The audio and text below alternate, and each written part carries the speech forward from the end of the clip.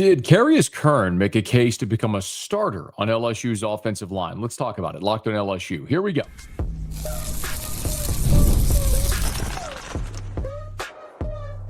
You are Locked On LSU, your daily podcast on the LSU Tigers. Part of the Locked On Podcast Network, your team every day. Okay, let's get it. It is Locked On LSU, your team every day. I'm your host, Matt Moscona. Thanks so much for making us your first listen. We are free, available wherever you get great podcasts. Of course, on YouTube as well, so please subscribe as always. One of the fastest ways to help us grow is by leaving your comments below. So thank you sincerely for that. Today's episode is brought to you by Mazda. Like our players, Mazda sweats every detail because when you make every move count, pulling off the unexpected is only the beginning.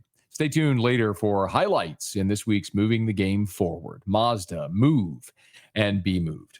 So LSU continues through its open date week of practice. And so we've had a lot of opportunity out of the normal game week schedule to pull back, assess what's here. And if we're being perfectly honest, going into an open date off of a loss really stinks because you just end up stewing on everything that went wrong for 2 weeks. Similar to what happened to LSU a season ago. Remember, they were undefeated in the conference. They were ranked in the top 10 in the country. They blew that 10-point lead against Texas A&M on the road, and then they went into the open date after they couldn't tackle Marcel Reed, and then, of course, lost to Bama, and then lost a week later as well. And you look up, and that was the Florida game, of course, and it had been a month since LSU had won a game. And so a lot of the negativity just compounds when you have all this extra time. One of the great things about playing the next week is you don't have time to stew over the loss. You got to get ready for the next week's game. Well, we'll see if this loss, ruminating for as long as it will maybe inspire this team to play better. Certainly, it's created a lot of conversation from the fan base and talking heads about where this LSU team is. And while a lot of the conversation naturally has been around Garrett Nussmeier, and I understand why that conversation has been there. He's the quarterback, and through 5 games, he's averaging about 100 yards less passing this year than he did through the first 5 games a year ago. And a lot of people are wondering why. It's led a lot of people to speculate about injury, and we've had that conversation a bunch. If you're an everydayer, you've heard that conversation. If you're new, thanks for being here. You can go back and catch any of the episodes where we discussed all of that stuff. But my contention has been that all of it, everything, the genesis of all the issues offensively are on the offensive line, because we know Garrett Nussmeier is an elite level passer. We've seen it. We know LSU's got great skill guys because they've done it at this level. And Caden Durham, when healthy, is an elite level SEC back. You can try to argue that all you want, but he ran for nearly 800 yards a season ago as a freshman and was the betting favorite to lead the SEC in rushing this season at the start of the year. So you've got a lot of proven guys, which you didn't have coming into the year, as we knew, was a solidified offensive line where you have 5 new starters. And that, I think, has been the origin, the linchpin of everything that has gone wrong. It's the first domino to fall, why this offense has produced or hasn't produced the way that a lot of us had expected that they might. And I'm going to be curious this week, especially considering some of the current injury situations, if that doesn't lead maybe to some change along the offensive line, and namely with true freshman 5-star Carius Curne. So just kind of quickly give you an update. Of course, LSU had started the same 5 in the first 4 games of the season. It was Tyree Adams at left tackle, Paul Mubenga at left guard, Braylon Moore at center, and then on the right side, you had Josh Thompson at right guard and Weston Davis at right tackle. Now, unfortunately, Braylon Moore was injured against Louisiana Tech, and Chester played the whole game at center. And then in pregame warmups against Ole Miss, Weston Davis suffered a concussion. That's something we'd been told, but Brian Kelly confirmed on Wednesday when he met with reporters that Davis took a helmet, broke his nose, and was concussed and missed the game. And DJ Chester was the 6th man, but because he was serving a targeting suspension, he wasn't able to play the first half at right tackle. So instead, it was true freshman Carius Curne. And I think maybe the most interesting part about that, which we'll talk about in a bit, is when Chester was available to return in the second half, Curne continued. Now, again, I'm going to get to that here in a second and why I think that might be significant, but just to kind of catch you up. So Davis missed the Ole Miss game with a concussion. And then in the second half, Paul Mubenga got rolled up on.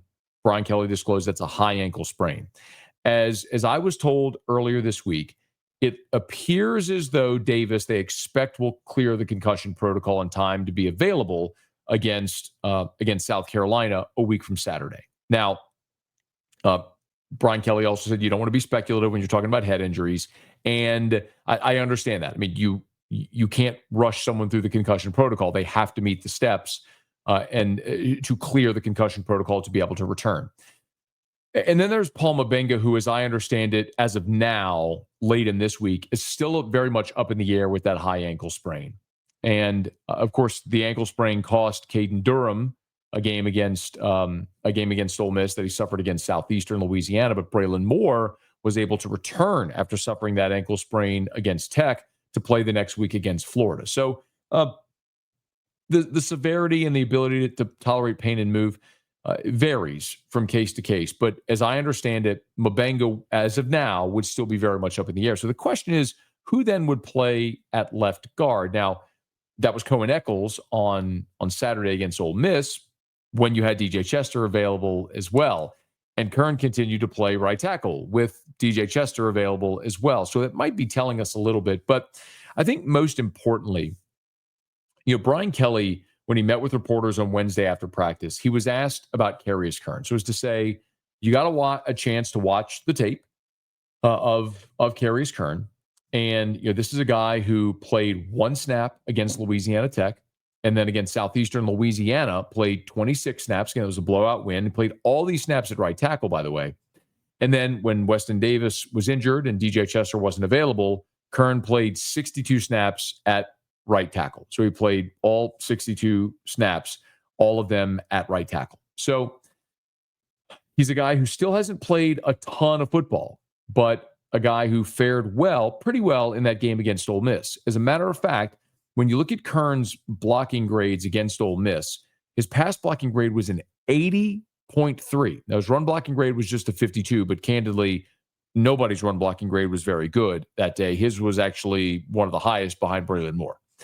And overall, his grade on the season, his grade in that game was a 63.9. On a day where not much went well, Carius Curne at right tackle was a little bit of a bright spot. So Brian Kelly was asked on Wednesday, after having had a chance to watch the tape, what he thought of Curne in his first start at right tackle. He reminded me of Emery Jones as a true freshman. And if you remember, Emery technically was not very sound, but he was fighting for dear life and was really active, had a lot of hustle errors, but he's hustling and playing physical. It's just, it's hard to be a technician at this point. So we're going to take what we can get from him, and that's, hard play, physical play can move some people. Hard play, physical play can move some people. The Emery Jones comp is interesting because we know Emery Jones was a super athletic guy. And with Will Campbell playing left tackle, Emery Jones as a freshman played right tackle. And I went and pulled, for whatever it's worth, Emery Jones's PFF grades. And he ended up playing in every game except the opener that season. So he played against Southern, played 26 snaps, and got the start against Mississippi State. And on the season, his offensive grade was just a 57. His pass blocking grade was a 55. His run blocking grade was a 62. But there were bright spots. There were real bright spots. Against Mississippi State, his pass blocking grade was a 76.9. Against some of the non-conference opponents, he fared really well. In the bowl game against Purdue, he graded out at a 66.7. The Ole Miss game, he graded out at a 66.5. The non-conference games against Southern, New Mexico, UAB, and then the bowl game against Purdue, he was actually pretty outstanding. The SEC games maybe is where he struggled, but what Brian Kelly, to his point there, was this is a guy who was super athletic, super young, very green, but they saw the upside and said, look, the only way to get him to the other side is to get him experience. And so they played him. And I can't help but wonder if they feel the same way right now about Carius Curne, or starting to feel the same way about Carius Curne, considering some of the struggles that they've had. Now, I want to illustrate that point a little bit further and draw on the comp, in particular with Weston Davis at right tackle, because Brian Kelly has commented on this a good bit. We're going to do that as we continue here. It's Locked On LSU, your team every day. This episode is brought to you by Mazda's Moving the Game Forward.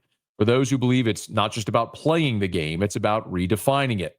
There are moments that do more than put points on the board. They move crowds, move culture, and keep moving the game forward. This week's moment that moved the game forward, how about in the LSU game, the big 50-yard reception by Xavier Thomas, and then the tip ball touchdown reception by Nick Anderson gave LSU their early lead in that game. Certainly, there weren't a ton of highlights for LSU, but that was one of them. And when you follow what moves you, the unexpected is only the beginning. And just like there's more to every highlight, there's more to a Mazda vehicle. Mazda, move and be moved. And we're brought to you by DoorDash. It's almost the weekend, so it's time to look back and crown this week's MVP on Who Delivered, powered by DoorDash. Just like you can win every Saturday with DoorDash Streaks, saving more every time you order, these players delivered when it mattered most. So let's break it down. We just mentioned Nick Anderson with the tip ball touchdown reception. How about Harlem Berry getting his first career rushing touchdown as well? And that performance wasn't a fluke. We're excited to see what Harlem Berry can be and maybe during his career get on a streak. And just like guys like Nick Anderson or Harlem Berry delivered for the Tigers, DoorDash delivers your Saturdays. With DoorDash Streaks, you save every Saturday you order. So stack it up all season, and you could save up to $250, including $100 in DoorDash credits. Order this Saturday. Keep the streak alive. Fuel your game day only with DoorDash. Terms apply. Promo period through 11/18. So my contention is that Carius Curne could very well be developing into one of LSU's best five. We know he's got incredible size at 6'5", 320 pounds. He's got amazing athleticism. We've seen him do the backflip. We've all seen that viral video. And when you have a struggling offensive line, is it worth taking the guy with the super high ceiling and starting to get them reps and experience so they can start to reach that potential? One of the best examples in recent LSU history, really the last decade or so, is probably Kendall Beckwith. If you remember, Kendall Beckwith was such an incredible athlete in high school. He played edge and quarterback. He comes to LSU and he's going to be an inside backer, but he was so athletic, they just put him on the edge as a true freshman in pass rushing downs and let him rush the passer. And then in 2014, when he was trying to play inside backer, he had to learn coverages and learn offenses and schemes and make a lot of calls. And, DJ Welter was there as well. And, Welter was a veteran guy who was super smart, knew the position, knew every call, knew where to be. But Kendall Beckwith was just a physically superior player and eventually got to the point where they decided we just got to put the kid on the field. They did. And ultimately, Kendall Beckwith became an amazing football player for LSU and an NFL linebacker. So you can't help but wonder if maybe the same thing is true with Curne, like it was with Will Campbell and Emery Jones back in 2022. But what's interesting is that after LSU beat Southeastern, and you might remember that in that game against Southeastern, Weston Davis really struggled at right tackle. I'm not trying to call out Weston Davis. This is just a thing that really happened in that game. Was Davis just had a lot of struggles that day for LSU against Southeastern. As I look at the blocking grades that day, Weston Davis for his pass blocking grade was a 56.7. That was lowest among the starters. And if you look at his run blocking grade, he was at his run blocking grade was a 59.5. So he really struggled in that game against an FCS, Southeastern Louisiana. And he also had a couple of penalties in that game as well. He was flagged once. He gave up 3 hurries, 2 quarterback hits. He gave up a sack. It was just a really rough day. And so when the second half started, it wasn't Weston Davis at right tackle. They put DJ Chester at right tackle to start the second half. And so, I asked Brian Kelly if maybe they were making a change there at right tackle. And again, this was the Monday after the Southeastern game. That position's not up for, grabs. Weston Davis has done a really good job. He needed a break. We needed to get him, back to where he needs to be as one of the 5 guys working together. So it was a good learning experience for him. But more importantly, we wanted to get DJ some more tackle reps. As you know, he's gotten plenty of center reps. He started 13 games for us last year. So this was more of an opportunity to get him in the game and get some more tackle reps because, as referenced earlier, he's our first guy in at any one of those 5 positions. So DJ Chester is who Brian Kelly was talking about there. First one in at any of the 5 positions. So when, again, so follow me. They're playing Southeastern, an FCS school. Weston Davis struggles in the first half. And I can understand sometimes telling a guy, hey, look, just come sit for a minute. Like, you're getting a little overwhelmed. Just sit and watch, take a breath. Well, the guy they put in wasn't Carius Curne. The guy they put in was DJ Chester. And, of course, in that game is when DJ Chester on the short field goal got the targeting call, which meant he missed the remainder of the game. So Curne went in at right tackle at that point. And then Chester was not going to be available for the start or the first half of the game against Ole Miss. So, again, you just heard Brian Kelly say there that Chester was the next guy up, and they wanted to get Chester more tackle reps. Now, Curne did ultimately replace Chester when the backups went in. So this was Brian Kelly, again, talking about Curne. This was after the Southeastern game. Remember, and I asked this question of Brian Kelly. He said, what have you seen from Curne? Take me from spring ball, where you first saw him on campus, to fall camp through now. And again, this was after he played 26 snaps in the second half at right tackle against Southeastern. He's an exceptional physical specimen, but we have to be able to turn that into a technically sound offensive lineman, and he's made really good progress. I think we all know that I'm willing to play freshman at that position. We did it in 2022. It's just really difficult, when you're asking somebody to go in and play a position at this level for the first time. There's going to be a learning curve. I like what he's doing. I like the maturity that he's showing and the consistency. And I still think you're going to see him playing in some capacity, and he's got to be prepared to do so. How much things might change in a week's time. So, again, Brian Kelly saying there that Davis was your starting right tackle. The job was not up for grabs. And Chester was the 6th guy, the next guy in. Well, Davis gets hurt against Ole Miss. Chester isn't available, so Curne starts. Well, when the second half rolls around against Ole Miss, Chester's available. Who played the second half? Carius Curne. And then Paul Mubenga gets hurt in the second half at left guard. And who goes in? Not DJ Chester. It was Cohen Eccles. And by the way, Cohen Eccles had himself a pretty good day, all things considered, against Ole Miss, where nobody really had a great day. But Eccles ended up in that game against Ole Miss with the highest pass blocking grade on the team, with an 84.3, and his run blocking grade was a 57.8. Now, I'm not telling you to stop traffic on that one, but when you look around, the highest graded run blocking offensive lineman was Braylon Moore at a 68, Josh Thompson at 65, and then the next highest was Mubenga at a 59 and Eccles at a 57, and Curne was down at a 52, Tyree Adams at a 51.8. So nobody really was a particularly good run blocker that day, but Eccles played well.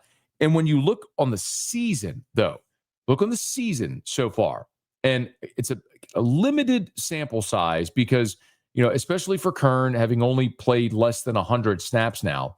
But if you look at the pass blocking grades on the season, Josh Thompson with an 83.1, Paul Mubenga at an 82.4. So your guards have been your best pass blockers.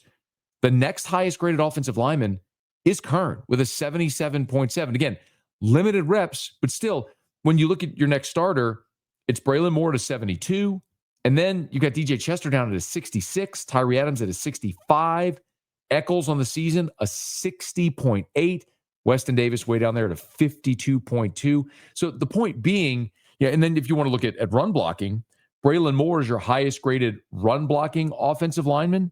The next highest graded run blocking offensive lineman is Carius Curne, followed by DJ Chester. All that to say, I can start to piece together a case that while I understand they're bullish on Weston Davis, but in this limited sample size that we've had so far, Carius Curne at right tackle has performed better than Weston Davis.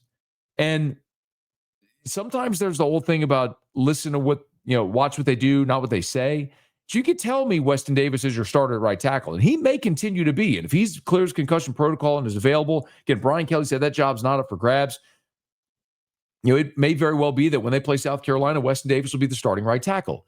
But I'll also remind you that 12 days before the season opener, 12 days before the opener, we all, the media, got to go watch practice at the indoor facility, and Carius Curne was taking first-team right tackle reps. And Brian Kelly said afterwards that they were trying to push Weston Davis, and that's significant because, keep in mind, Curne at this point had only taken backup reps at left tackle. And here you are 12 days before the opener, not just giving him reps at right tackle, but reps with the first team at right tackle. Tells you they are intrigued by the prospect, and they were trying to push Weston Davis. And through 5 games, it's manifest that Weston Davis has had his struggles, and Carius Curne, when he's got his opportunities, been pretty good. It may very well be that Carius Curne is one of your best 5, and you got to find a way to get him on the field. I don't know that Carius Curne will start against South Carolina, but he's making a heck of a case for more and more reps. And if we continue to see Weston Davis struggle, I'm not so sure that DJ Chester is the next man up at right tackle. I think it could be Carius Curne. And that was the case against Ole Miss because Chester was available in the second half, and they stuck with Curne. Actions speak louder than words. Could we be seeing a change with the 5-star freshman on the offensive line? It'll be fascinating to see a week from Saturday when LSU takes on South Carolina. Well, the future of LSU's running back position just got a little more cloudy. I'll explain what I mean next as here at Locked On LSU, your team every day. Peloton is shaping the future of fitness with the brand new Peloton Cross Training Tread Plus, powered by Peloton IQ. It's their most advanced equipment yet, designed to give you real-time guidance and endless ways to move, whether you're running, lifting, or cross-training with your favorite instructors. This is training reimagined. Peloton is built for breakthroughs, with tools that help you plan, stay motivated, and reach peak performance. I love how Peloton IQ system offers real-time strength and coaching. It actually tracks your reps. It suggests the right weights. It corrects your form. It makes every rep safer and smarter. So let yourself run, lift, flex, and push forward. Explore the new Peloton Cross Training Tread Plus only at onepeloton.com. O-N-E, that's onepeloton.com.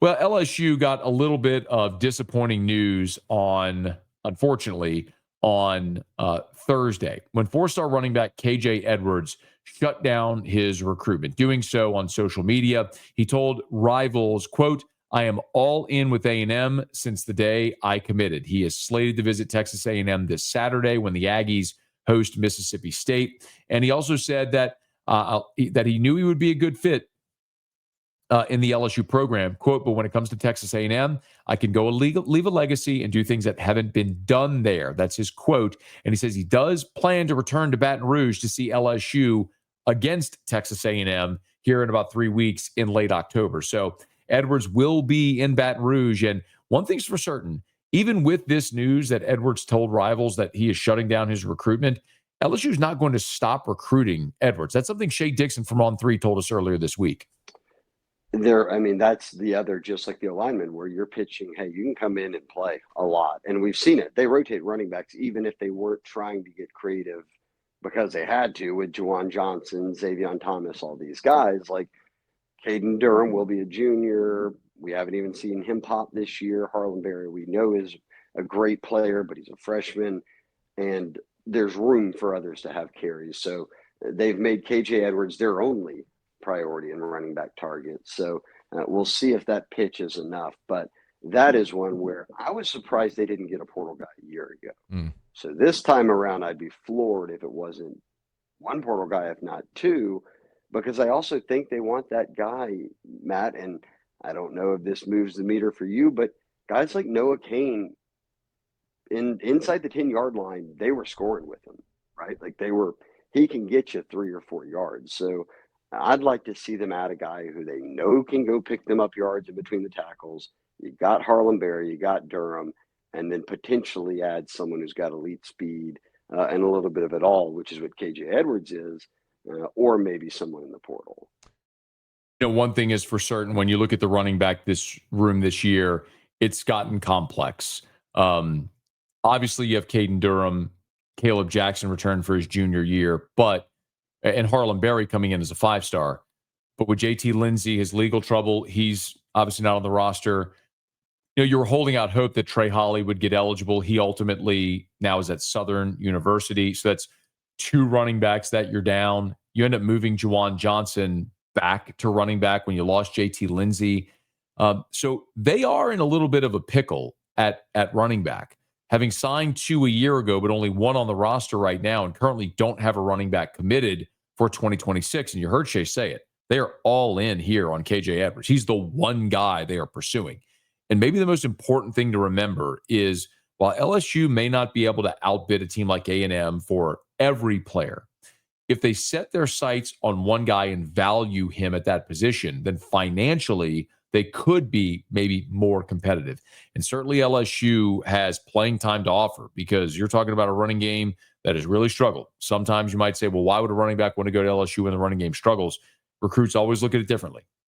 You could pitch the recruit, you're the missing piece. You're the guy we need to come in and fix this thing. And there's certainly playing time available for Edwards or whoever might come in. But I like Shay's idea. You got to add a veteran in the portal in this coming cycle. We'll see what the market may look like when we get there. Okay, y'all, it's just about going to wrap us up here on today's episode of Locked On LSU. By the way, it's another big moment on Locked On. College football fans, Locked On and Fire TV present College Football Kickoff, your ultimate college football weekly preview. Drake Toll of Locked On Big 12 leads the conversation alongside 2-time AP Coach of the Year Gary Patterson, former college star Jesse Holley, and Locked On's local experts. It's college football preview that only Locked On can do. Catch College Football Kickoff every Thursday throughout the season. It's only on Fire TV. Hey, thanks so much for making this your first listen. If you are on podcast, please subscribe on your favorite podcast app. Rate us, leave a review. If you're on YouTube, smash that like button, subscribe to the channel, hit the bell so you're notified whenever we post a new video. And be sure to let a friend know that they love the Tigers. We got you here every single day for Locked On LSU. It's your team every day.